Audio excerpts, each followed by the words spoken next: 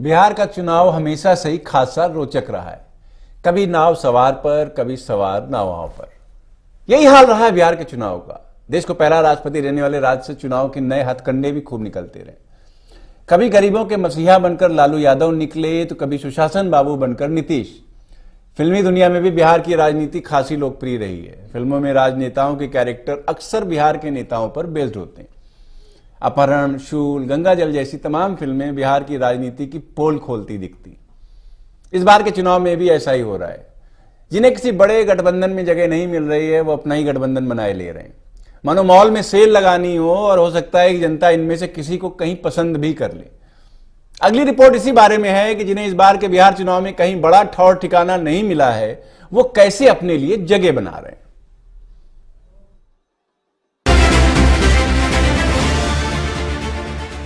बिहार में चुनाव है और चुनावी तापमान को कैश करने के लिए हर नेता आतुर है। केंद्र की बीजेपी ने स्टार प्रचारक पीएम मोदी की 12 रैलियां तय की है। इससे ही आप समझ लीजिए कि बिहार का रण जीतना पार्टियों के लिए कितना जरूरी है।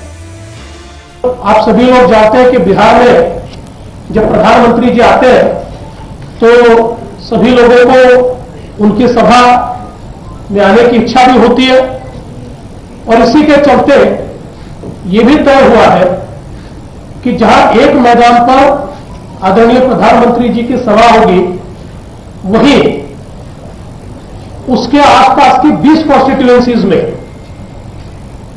एलईडी स्क्रीन्स लगाकर प्रधानमंत्री जी की सभा को सभा के रूप में आयोजित किया जाएगा। वहीं एक दूसरे को भ्रष्ट बताने की भी होड़ लगी हुई है। आरोप प्रत्यारोप का दौर चल रहा है। आरजेडी का जन्म कैसे हुआ था? संजय भाई भी बैठे हुए हैं, पुराने साथी हैं एक आंदोलन के। आरजेडी का जन्म ही नेता को भ्रष्टाचार से बचाने के लिए हुआ था। याद है ना?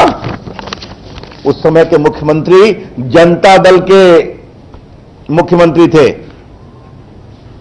और जब एक बड़े घोटाले में, जिसमें कुछ मेरी भी भूमिका थी एक वकील के रूप में, जब गिरफ्तारी की तलवार लटकने लगी और उनकी पार्टी की ओर से दबाव पड़ा कि आपको इस्तीफा देना चाहिए, तो आरजेडी बनाई गई। The very party Rashtriya Janata Dal was born to save someone, the leader, from corruption.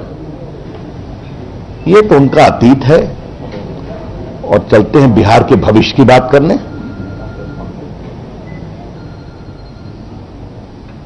इसीलिए जब भविष्य की बात की जाती है तो आज ये बहुत जरूरी है कि इसको रखा जाए।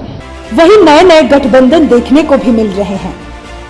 मायावती के भरोसे उपेंद्र कुशवाहा।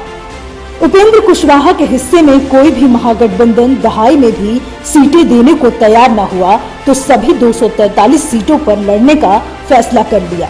उपेंद्र कुशवाहा के इस फैसले में यूपी की दलित नेता मायावती भी साथ आ गई हैं और घोषणा की है कि उनके गठबंधन पर बिहार के लोगों ने भरोसा जताया तो उपेंद्र कुशवाहा मुख्यमंत्री बनेंगे। उपेंद्र कुशवाहा की अगुवाई वाले इस गठबंधन में मायावती की बीएसपी के अलावा भारतीय समाज पार्टी और जनवादी सोशलिस्ट पार्टी को भी शामिल किया गया है। बीएसपी ने 2005 के विधानसभा चुनाव में 5 सीटों पर जीत हासिल की थी और राज्य के गोपालगंज, रोहतास और कैमूर जैसे यूपी से सटे जिलों में पार्टी का अच्छा खासा प्रभाव माना जाता है। 10 नवंबर को आने वाले नतीजों का अनुमान तो दोनों को पहले से ही होगा और ये भी मालूम होगा कि अपने प्रभाव वाले इलाकों में मायावती एनडीए को रामविलास पासवान और जीतन राम मांझी की बदौलत मिलने वाले वोट ही काटेंगी। ठीक वैसे ही उपेंद्र कुशवाहा की हिस्सेदारी भी नीतीश कुमार के खास वोट बैंक में होगी।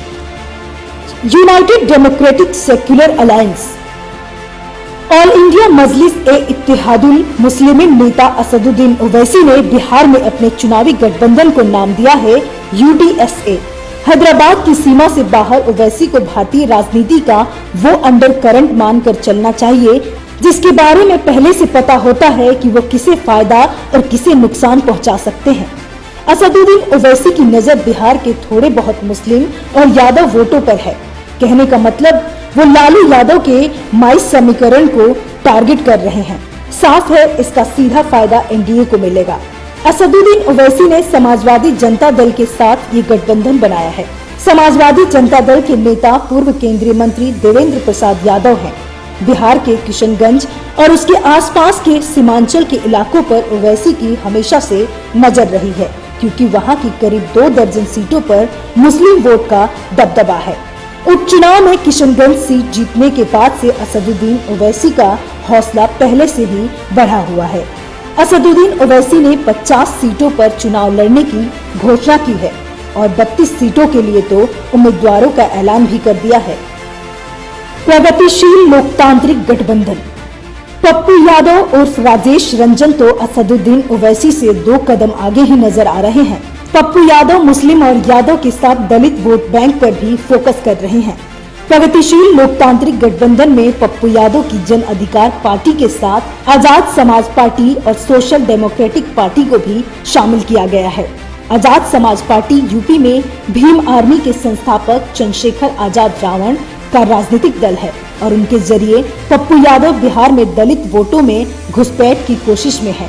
बिहार के पूर्णिया, मधेपुरा और उसके आसपास के इलाकों में पप्पू यादव का प्रभाव रहा है और हाल ही फिलहाल वो किसी न किसी बहाने मीडिया में सुर्खियां बनने का जुगाड़ भी करते रहे हैं। जब चीन के सामानों का विरोध हो रहा था तो पप्पू यादव जेसीबी पर सवार होकर चीन के सामानों की होर्डिंग पर कालिख पोत रहे थे। यूपी के विकास दुबे एनकाउंटर पर भी सवाल खड़ा किया था और पटना में बाढ़ आई थी तो नाव लेकर लोगों को घर घर दूध ब्रेड पहुंचाने जैसे नेक काम भी कर रहे थे। United democratic alliance. बिहार चुनाव में एक गठबंधन के साथ पूर्व केंद्रीय मंत्री यशवंत सिन्हा भी खासे एक्टिव हैं। प्रधानमंत्री नरेंद्र मोदी और अमित शाह के खिलाफ बगावत के बाद बीजेपी छोड़ देने वाले यशवंत सिन्हा ने 16 राजनीतिक दलों को मिलाकर यूनाइटेड डेमोक्रेटिक अलायंस बनाया हुआ है। गठबंधन की तरफ से 10 सितंबर को समस्तीपुर में मीटिंग बुलाई गई थी, जिसमें पूर्व मंत्री नागमणि, रेणु कुशवाहा और अरुण कुमार जैसे कई नेता शामिल हुए थे।